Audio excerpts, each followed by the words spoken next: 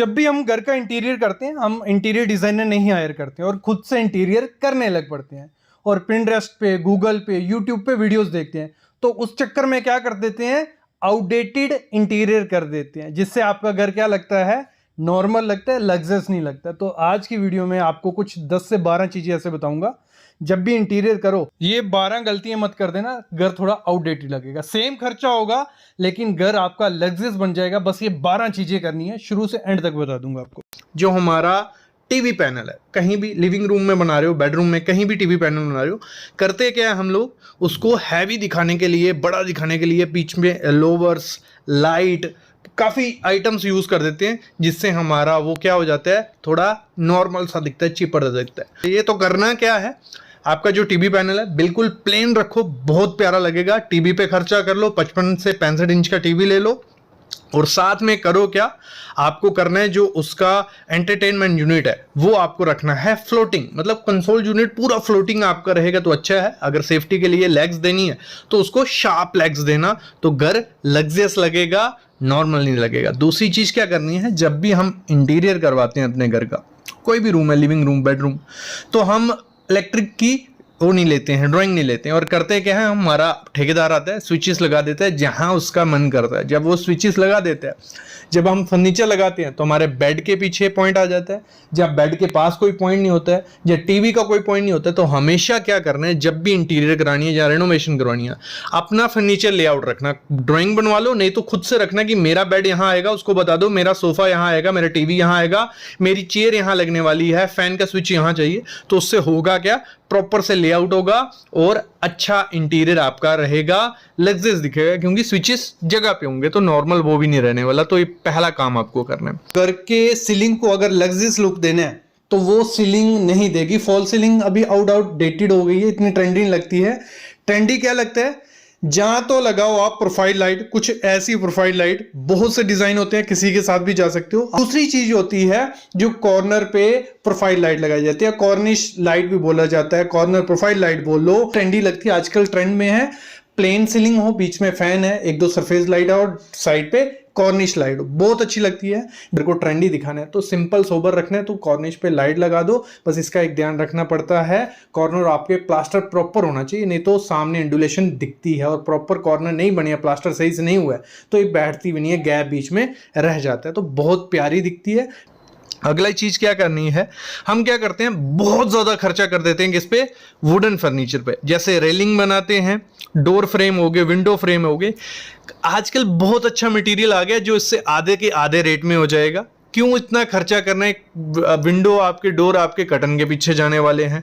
Railing wooden का आजकल इतना ट्रेंडिंग नहीं रहा है, तो मैं बोलता हूं जो खर्चा आपको वुडन पे करना है, क्योंकि वुडन करवा के उस पर फिनिशेस भी करने हैं, पीयू करवाना है, ड्यूको करवाना है, उसका और खर्चा, मतलब बहुत ज्यादा खर्चा हो जाता है इंटीरियर में अगर आप लकड़ी लगाते हो। तो मैं तो रिकमेंड नहीं करता। आजकल बहुत मटेरियल हैं, WPC है, आप एल्यूमिनियम की जा सकते हो, UPVC की सेम लुक मिल जाएगी, आधे रेट में मिल जाएगी। जो खर्चा यहाँ बचेगा वो आप किस पे खर्चा करो, होम डेकोर आइटम पे। होम डेकोर आइटम कैसी होगी, जैसे हम आप दीवारों पे कुछ लाइट्स लगवा सकते हैं, कुछ डेकोर आइटम ले सकते हैं, वो स्पेंड डेकोर पे करना है। अगली चीज क्या करते हैं, हम घर बनाते हैं, रूम बना रहे हैं, बिना थीम के जो मन करता है वो कलर हमारा डिसाइड हो जाता है। मतलब जैसे हम मार्केट लेने गए, जहाँ पिक्स देख ली तो कोई, मतलब हमने कोई स्केड्यूल नहीं बनाया कि हमारा रूम कुछ ऐसा रहना चाहिए, उसकी थीम वाइट है, बेज है, जो कलर, मतलब आपके रूम की थीम होनी चाहिए। मतलब आपको रूल फॉलो होना चाहिए 60-30-10 का, कि आपके रूम में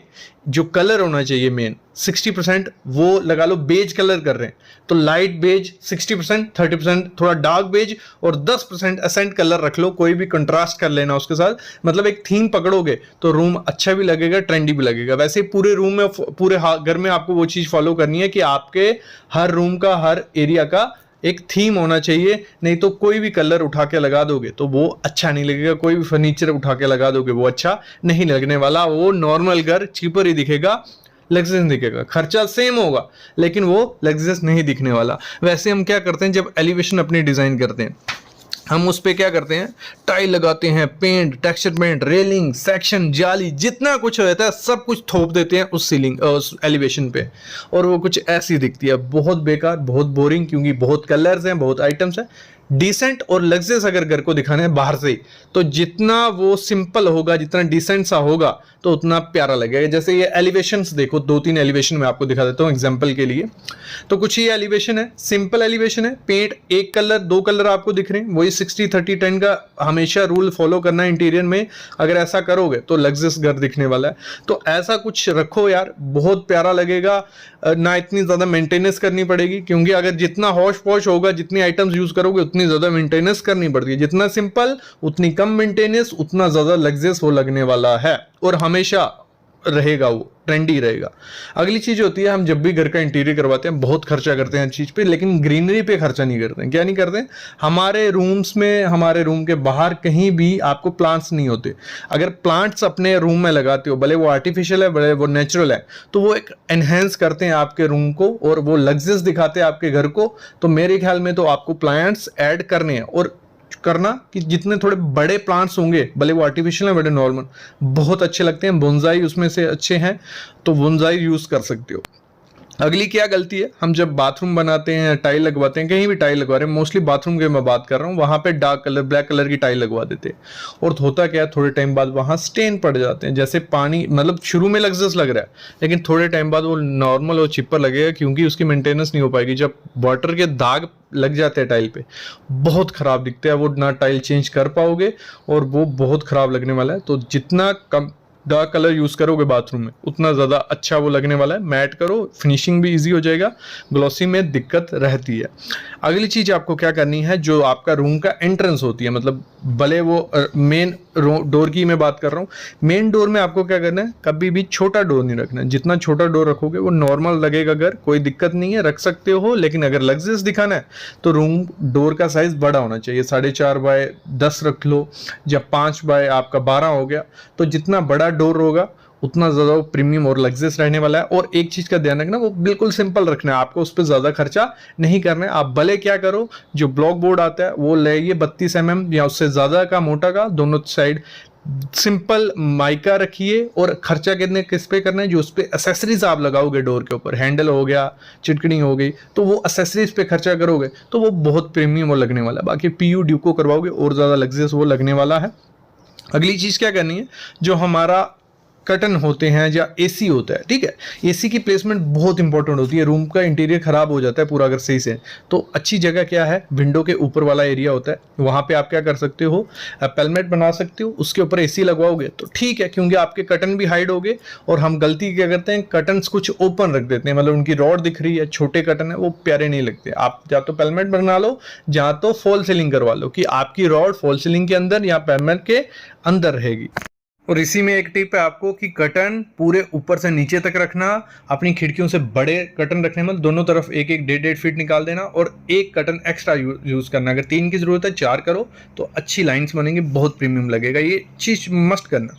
अगली चीज क्या करनी है, हम क्या करते हैं जब अपना घर का इंटीरियर करवाते हैं, लाइट प्लेसमेंट अच्छी नहीं करते, पोर लाइटिंग करते हैं। कैसे करते हैं, हम जहाँ तो सीलिंग में लाइट रखेंगे, बस खत्म, या तो अपनी दीवार पे रखेंगे। आपको पूरी लेयर क्रिएट करनी है। आपकी सीलिंग में तो मस्ट रहेंगी एलईडी स्ट्रिप, अगर फॉल सीलिंग करवाई है, या सरफेस लाइट या फ्लश लाइट जो रहती हैं, उतने में आपको नहीं रुकना है। अगर नॉर्मल घर बनाना है तो रुक सकते हो। करना क्या है, लेयर करनी है आपको। सीलिंग में आपकी दीवार पे कोई वॉल लाइट लगवा दो, आपके टेबल्स पे लैंप लगवा लो, स्टैंडिंग लैंप लगवा लो, मतलब 3 लेयर में आपकी लाइट होनी चाहिए रूम में।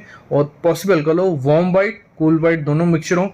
ज्यादा कलर वाली जो रहती हैं, लाल, पीली, सैली, नीली, नहीं अच्छी लगती यार, वो आपके घर को नॉर्मल बना सकती है। चीपर, वो सस्ते की बात नहीं कर रहा हूँ, देखने में हम चीपर की बात कर रहे हैं। अगली चीज क्या होती है, हम क्या करते हैं, टाइल्स जब चूज करते हैं तो हम एक तो बहुत ग्लॉसी टाइल उठा ले आते हैं, दूसरा हम क्या करते हैं, उसमें रेशे इतने ज़्यादा होते हैं कि बहुत पजल दिखता है।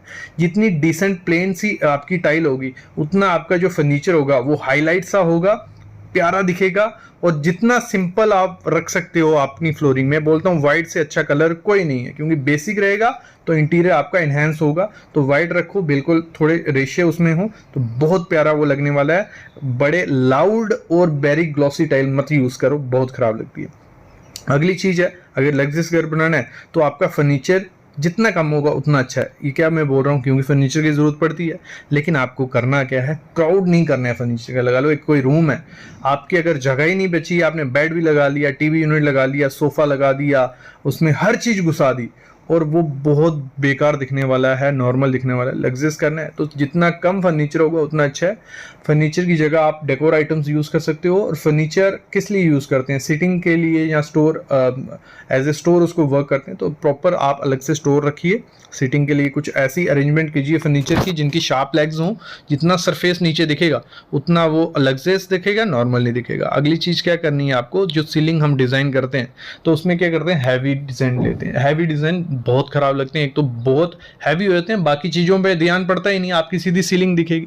तो जितना कम प्लेन होगा, आप साइड का पट्टा बना लीजिए या प्लेन रखिए, बहुत प्यारी लगती है, डिसेंट सी लगती है, तो आपके रूम को, आपके घर को लग्जरियस दिखाती है।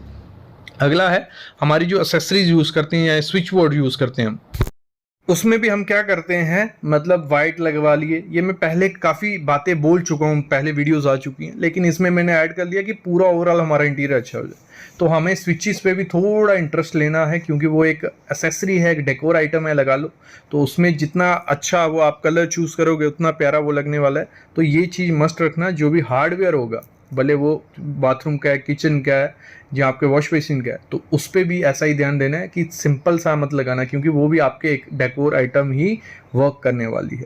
अगली चीज़ क्या होती है, जब हम किचन बनाते हैं अनप्लान तरीके से, हम छोड़ देते हैं किस पे, हमारे कारपेंटर पे, मिस्त्री पे, जो बनाएगा हम रेडी हैं उसके लिए। ऐसा नहीं करना है, प्रॉपर से प्लान करना है, जो आपको चाहिए, जो आपको कलर चाहिए, जहाँ आपको कैबिनेट चाहिए, प्रॉपर से वेल प्लान्ड जो मॉडल किचन होती है वो लग्जरियस दिखती है। नहीं तो नॉर्मली वो अपने मन का माइका यूज़ करेगा, पेंट यूज़ करेगा, या जो भी फिनिशेज होंगी वो यूज़ करने वाला है। जब भी हम सब घर की कंस्ट्रक्शन करवाते हैं, एक जगह ज़रूर फंसते हैं सब, कि घर में वाइट सीमेंट करवाएं, पुट्टी करवाएं या प्राइमर करवाएं। अगर तीनों करवाने हैं तो सही बात है कि गलत बात है, अगर करवाने तो सही तरीका क्या है। अगर इसमें बेवकूफ़ी या गलती कर दोगे तो घर में क्रैक भी रहेंगे और पपड़ी भी बनेगी और आपको दिक्कत रहने वाली है, क्योंकि सही जगह सही चीज़ नहीं लगे तो पैसे भी वेस्ट होते हैं। तो आज की वीडियो में ये सारी चीज़ें क्लियर कर दूंगा कि पहले वाइट सीमेंट करना है, कैसे करना है, पुट्टी करनी है, कैसे करनी है, पेंट प्राइमर कौन सा करना है, कहाँ क्या करना है, सारी डिटेल मिलने वाली है। शुरू करते हैं किससे, जब हमारा प्लास्टर होता है, हमारी दीवारें नहीं हैं, उन पर कुछ भी नहीं हुआ है, तो पहला काम क्या करना है, प्लास्टर के बाद हमारी दीवारें, जब प्लास्टर आपका होता है ना, उसके बाद 10 से 12 दिन उस दीवार को छोड़ दो, सूखने दो। जब आपका तराई वराई दीवार पे हो जाती है तो सबसे पहला काम होता है वाइट सीमेंट का। अब काफ़ी लोग करवाते हैं, काफ़ी नहीं करवाते हैं। देखो वाइट सीमेंट का काम क्या है, अगर दीवार पे वाइट सीमेंट आप करवाते हो, अगर दीवार में ऊबड़ खाबड़ प्लास्टर अगर सही से नहीं हुआ, एक तो आपका सही से वाइट सीमेंट उसको ख़त्म कर देगा। सीलेंस की समस्या नहीं चाहिए तो वाइट सीमेंट मस्ट करवाओ। और आपके वो आप देख रहे हो एफ्लोरेंस जो रहती है दीवारों पे, वाइट वाइट सफ़ेद सा आ जाता है नमक जैसा, वो जहाँ सीलन है, तो मेरे ख्याल में अगर आप चाहते हो कि दीवारों की लाइफ डबल रहे और देखने में भी सुंदर रहे, तो वाइट सीमेंट की पुताई करवा देनी होती है। वाइट सीमेंट की करवानी कैसे होती है, कुछ नहीं करना है, वाइट सीमेंट को पानी के साथ मिक्स किया जाता है और ब्रश की हेल्प से आप मार दो, कोई दिक्कत नहीं है। जो भी छोटे छोटे पोर्स होंगे सब कुछ होगा वो फिल हो जाएगा जब आप ये काम कर दोगे। एक तो जब आप वाइट सीमेंट करते हो, जो प्लास्टर होता है उसको ताकत मिलती है, आपके प्लास्टर में इतनी जल्दी क्रैक्स नहीं आते हैं, डैम्पनेस भी नहीं आती है। तो ये सबसे पहला काम होता है जब भी आपको क्या करना है, वाइट सीमेंट मरवाना है। और ये मैं आपको क्लियर कर दूं, देखो वाइट सीमेंट ये नहीं है कि मस्ट करवाना, ऑप्शनल होता है, लेकिन मैं रिकमेंड करता हूं अगर स्ट्रांग चाहिए। और जब आपने वाइट सीमेंट मरवा लिया दीवारों पे, 24 घंटे के लिए उसको छोड़ दो, सूखने दो। फिर हमारा क्या काम शुरू होता है, पुट्टी लगाने का। देखो जब हमने वाइट सीमेंट मारा होता है, पुट्टी के 2 कोट की जरूरत होती है, तीसरे कोट की जरूरत ही नहीं पड़ती। पुट्टी की क्वांटिटी भी कम लगती है जब हमने वाइट सीमेंट मारा होता है। जब हमारा एक बार वाइट सीमेंट हो गया, उसके बाद क्या करना है आपको, पुट्टी का एक लेयर करनी है। कितने, 24 घंटे या 2 दिन बाद आप शुरू कर दो, एक करनी है। और 1 से 1.5 mm ज़्यादा मोटी पुट्टी अगर करोगे तो आपको दिक्कत आने वाली है। तो वाटरप्रूफ पुट्टी आजकल आ गई है, वो करवाओ, कोई दिक्कत नहीं है। और 1 से 1.5 mm ही मोटी रखना और 6 से 8 घंटे उसको छोड़ दो, मतलब 6 से 8 घंटे उसको सूखने दो। जब आपने कर ली, उसके बाद जो 400 से 600 ग्रिड नंबर आता है हमारा सैंड पेपर, ठीक है, उससे उसको घिस लो थोड़ा। जब उसको घिस लोगे तभी दूसरा उसके ऊपर क्या करना, कोड मारना। और यहाँ सबसे बड़ी गलती होती है, लोग क्या करते हैं ठेके पे दे देते हैं, जैसे भी वो पहला कोड मारते हैं थोड़े बहुत एक दो जगह घिसा आपको दिखाने के लिए, और फिर सेकंड कोड मार देते हैं। और सबसे बड़ा कारण वही होता है कि आपके घर की जो पुट्टी होती है वो पपड़ी बन के निकलने लग पड़ती है, फिर बोलते हो कि पुट्टी नहीं करवानी, वो पपड़ी बन के निकल जाती है। यही मेन कारण होता है। जब 6 से 8 घंटे छोड़ दिया आप, उस पर हमने सैंड पेपर मार लिया, उसके बाद दूसरा कोड मारना है। देखो हमेशा जब भी एक तरीका होता है पुट्टी मारने का, जब भी चेक करना, जो आपका पहला कोड होगा वो लगा लो आपने नीचे की तरफ मारा उसको, ठीक है, मतलब जहां ऊपर की तरफ मारा, ऊपर मारा। दूसरा कोड जो होगा उसके क्रॉस में आपको मारना है, मतलब इधर से लेफ्ट से राइट मारना, पहला ऊपर मार लो, दूसरा लेफ्ट से राइट, तो वो सही तरीके से होता है। जब ये हो जाएगा उसको 8 से 10 घंटे छोड़ दो, आपकी दीवार एकदम क्या हो जाएगी, साफ सुथरी हो जाएगी। देखो ये हो गया। अब जब हमारी पुट्टी हो जाती है फिर आपको प्राइमर मस्ट मरवाना है। अगर प्राइमर नहीं मरवाओगे तो आपका पेंट की क्वांटिटी बहुत ज़्यादा लगने वाली है। तो प्राइमर क्या है, देखो 2 किस्म के हम क्या करते हैं, प्राइमर हम यूज़ करते हैं। देखो इसमें एक होता है वाटर बेस्ड, दूसरा होता है हमारा सीमेंट या वेदर प्राइमर जिसे बोला जाता है। देखो वाटर बेस्ड जो एक्रेलिक प्राइमर होता है वो इंटीरियर के लिए रखना, और जो हमारा सीमेंट या वेदर प्राइमर होता है वो एक्सटीरियर के लिए। सिंपल भाषा में समझो पहले। देखो 2 किस्म के हम पेंट करवाते हैं जिनकी क्या क्वालिटी अच्छी होती है। एक होता है इमल्शन पेंट, एक होता है हमारा डिस्टेंपर या एनामेल बोला जाता है। इमल्शन पेंट हो गया एक, लगा लो बढ़िया क्वालिटी का जो वॉशेबल भी होगा, परफेक्ट। अगर अच्छा क्वालिटी का करवाना है तो वो है हमारा इमल्शन पेंट। अगर थोड़े टाइम के लिए करवाना है या बजट थोड़ा कम है तो उसके लिए डिस्टेंपर या एनामेल बेस्ट है। लेकिन प्राइमर कौन सा करना है, इस पर हमारा बात क्या ही चल रही है कि हमें प्राइमर कौन सा करना है। देखो वाटर वेस्ट जो प्राइमर रहता है वो आपको इंटीरियर में करना है, और साथ में आपको क्या करना है जब आपको इमल्शन पेंट करवाना है। और ऑयल बेस्ड कब करना है, वो आपको करवाना है जब आपको डिस्टेंपर या एनामेल करवाना है। तो ये चीज़ क्लियर होगी। एक कोट आपको प्राइमर मारना ही मारना है। अगर प्राइमर में कोई कंफ्यूजन है कमेंट करना, मैं अलग से वीडियो ले आऊँगा, क्योंकि बहुत तरीके से आपको बताया कि शायद पिक ना हुआ हो। तो फिर जब हमारा प्राइमर हो जाता है उसके बाद हमारा मेन काम, लास्ट काम जो होता है वो होता है पेंट का। तो पेंट में हमारा 2 कोट हमें पेंट के मारने। कोई भी आपको, जैसे मैंने पहले बताया, इमल्शन करवाना, इमल्शन करवा सकते हो। अच्छी क्वालिटी कौन सी होगी, इमल्शन, फिर हमारा डिस्टेंपर हो गया, फिर हमारा लग्जरी फिनिश वाला हो गया। देखो पेंट की जैसे मैंने पहले बताया कन्फ्यूजन होने होगी, पहले ये समझ लो इमल्शन पेंट और डिस्टेंपर में क्या डिफरेंस है। इमल्शन पेंट हो गया एक अच्छी क्वालिटी का, वाटर बेस्ड रहता है ये, जिसमें हाई वॉशेबल ये रहता है, लॉन्ग लास्टिंग ये रहता है, मतलब इतनी जल्दी फेड नहीं होता है। बस थोड़ा महंगा आता है, लगा लो 250 से 600 रुपया पर लीटर के हिसाब से शुरू होता है, मतलब शुरू ही 250 से होता है। जो डिस्टेंपर होता है 50 से 80 रुपये लीटर के हिसाब से हो जाता है। ये मैं रिकमेंड नहीं करता हूँ अपने घर, आपको अपने घर में डिस्टेंपर करवाना चाहिए। आपको इमल्शन ही करवाना है तो उससे थोड़ी फिनिश जो आती है, थोड़ी स्मूथ रिच मैट फिनिश आपको देखने को मिलती है। तो ये प्रोसेस पूरा रहता है। पहले प्लास्टर हो जाता है, 24 घंटे रुकना है, 24 क्या मैं बोलता हूँ 20 से 21 दिन रुकना है। क्यूरिंग होगी उसके बाद 10 दिन रुको, उसके बाद वाइट सीमेंट करो, ऑप्शनल है लेकिन रिकमेंड करता हूँ वाइट सीमेंट मस्ट करवाने करवाना। उसके बाद 2 कोट पुट्टी करो, फिर 1 कोट पुट्टी के दौरान आपको उसकी चॉकिंग करनी है जैसे हम घिसते हैं।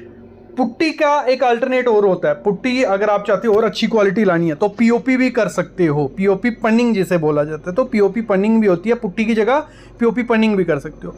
पुट्टी या पीओपी का पन्निंग के बाद हमारा प्राइमर होता है, फिर हमारा पेंट होता है। ये पूरा सही पैटर्न होता है, आपके घर को, दीवारों को एक तो लाइफ मिलती है, दूसरा सही तरीके से फिनिशिंग आपके घर में आती ही आती है। तो मेरे ख्याल में आइडिया लग गया होगा कि कौन सी चीज़ कब करनी है, क्या है क्या नहीं। तो इस पे और पेंट पे और वीडियो चाहिए तो ज़रूर ले आऊँगा, क्योंकि काफ़ी कंफ्यूजिंग काम रहता है पेंटिंग। पेंट काफ़ी किस्म के आते हैं, काफ़ी कंपनीज़ भी हैं, और कैसे कौन सा ब्रांड यूज़ करना है, कौन सा पेंट अच्छा है, ये सब चीज़ें वीडियो बना चुका हूँ, फिर से बना लेंगे आपके लिए।